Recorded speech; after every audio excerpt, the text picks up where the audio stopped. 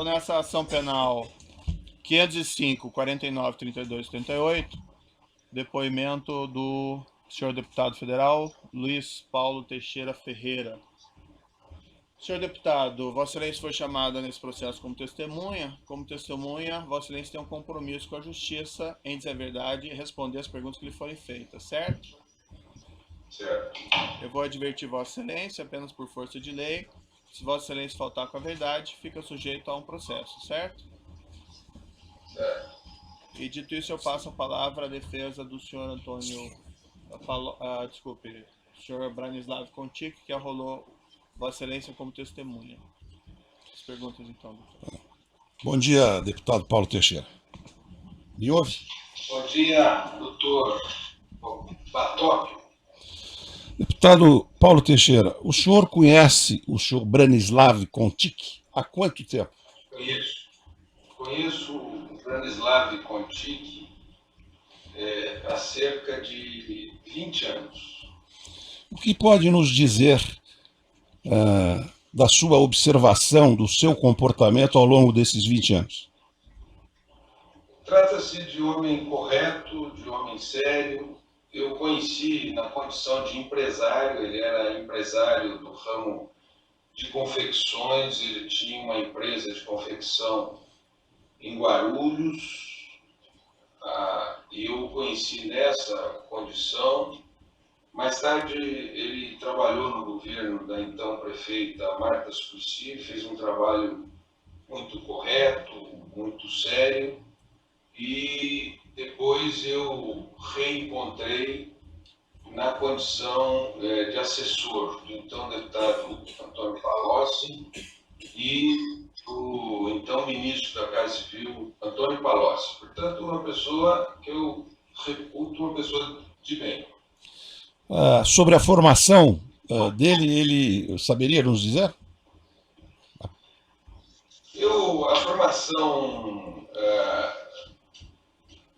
A formação acadêmica dele, se eu não me engano, ele era filósofo. Eu não me lembro bem da formação acadêmica dele. Como eu disse ao senhor, eu acho que ele teve 3 momentos na sua vida, assim, se eu puder resumir. Ele teve um momento de militância estudantil, um momento em que ele exerceu a função empresarial, e aí o Plano Real atrapalhou a vida dele, porque abriram a economia brasileira para a importação de tecidos, e posteriormente na condição de assessor da então prefeita Marta e do então deputado e depois ministro Antônio Palocci. Sabe-se nesse ínterim, ou em algum momento ele exerceu atividades docentes na Universidade de São Paulo? Eu não sei que ele tenha exercido atividades docentes, eu não soube, doutor Batóquio. Quanto à vida, ao padrão de vida do senhor Branislav Contic, qual era um padrão alto, de ostentação, ou ao contrário, era modesto, ou era médio, como é? Pode nos informar alguma coisa sobre isso? Um padrão comum, não era uma pessoa que tivesse um padrão de ostentação, não, era uma pessoa simples, comum, com hábitos simples. Família bem constituída, núcleo familiar bem constituído? Creio que sim. Uma pessoa muito respeitada, uma pessoa de quem eu nunca ouvi falar nada que desabonasse a sua vida, nem familiar, tampouco profissional. E é uma pessoa muito cuidadosa com as pessoas. Alguma nota, comentário, notícia de corrupção, improbidade nessa trajetória que acabou de descrever? Eu nunca ouvi nada. Nunca ouvi nenhum comentário que desabonasse a sua conduta. Ele, para mim, é um homem de bem. Muito bem. E quanto ao ex-ministro Antônio Palocci Filho, o senhor o conhece? Conheço o ex-ministro Antônio Palocci. Eu sou da fundação do PT, lá de 1981, 82. E a memória que eu tenho do Palocci é de uma época distante, como militante, médico, né? Ele foi médico formado na Faculdade de Medicina de Ribeirão Preto. Depois eu me lembro que ele exerceu o cargo de deputado estadual. Posteriormente, o Palocci exerceu o cargo de prefeito de Ribeirão Preto. Depois desse exercício, ele foi presidente do PT no estado de São Paulo. E que me lembro, ele voltou à prefeitura de Ribeirão Preto para um segundo mandato de prefeito. E aí, com a morte do Celso Daniel, ele foi exercer a função de coordenador da campanha do então candidato e depois presidente Luiz Inácio Lula da Silva. Pois o Palocci, quando o Lula ganhou, ele virou ministro da Fazenda.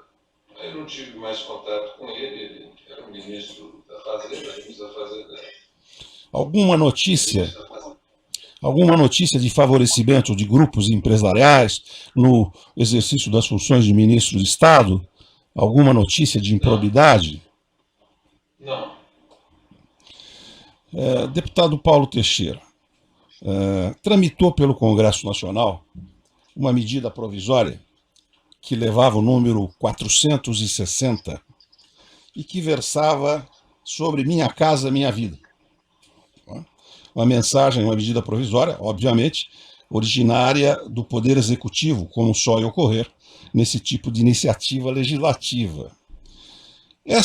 Consta que esta medida provisória, que versava sobre este núcleo, construção de casas populares a baixo custo para pessoas menos favorecidas, sofreu uma deturpação no Congresso Nacional através de emendas despropositadas, os famosos jabotis, não é? Um desses desvios foi a pretensão de se introduzir no Congresso Nacional, especificamente na Câmara Baixa, na Câmara dos Deputados, um normativo que tratava do IPI de exportação, que resultaria em pesados prejuízos ou cortaria uma grande parte da arrecadação do governo brasileiro. O senhor se lembra desse episódio? Eu me lembro do programa Minha Casa Minha Vida. Eu era deputado quando ele foi editado. Ele teve uma ou duas edições, uma acho que foi 2009 ou 10, e a outra deve ter sido 2011 ou 12. Me lembro do programa Minha Casa Minha Vida. Agora, edição dessa medida, não me recordo, mas a Câmara era useira e vezeira em colocar jabutis. Entrava lá uma lagartixa e saía um jacaré. Isso é, as pessoas acabavam esticando. O senhor já foi deputado, doutor Batório, o senhor se recorda desses fatos. Então, entrava lá uma lagartixa, as pessoas iam esticando e saía um jacaré. E era um jeito de alguns parlamentares na Câmara trabalharem de uma maneira que eu sempre aprovei. Este jabuti a que me referi tratava do IPI, ou seja, isenção de IPI para empresas que se dedicavam à exportação. Disso o senhor não se lembra? Que o ministro Palocci foi radicalmente contra, porque isso causaria um grande rombo no Tesouro, no erário.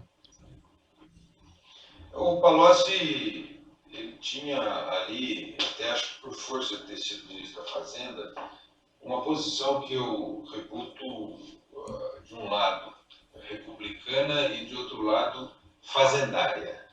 Então, toda matéria que representasse prejuízo para a arrecadação do país, ele liderava a bancada para votar contra. Contra os interesses privados, portanto. Contra os interesses privados, contra os jabutis. Muito bem. Eu estou satisfeito. Obrigado. Outros defensores têm indagações? Ministério Público. Sem perguntas. Voto sem deputação. O juiz não tem questões a serem colocadas, então declaro encerrado o depoimento do senhor deputado federal Luiz Paulo Teixeira Ferreira. Pode interromper a gravação. Senhor deputado, mais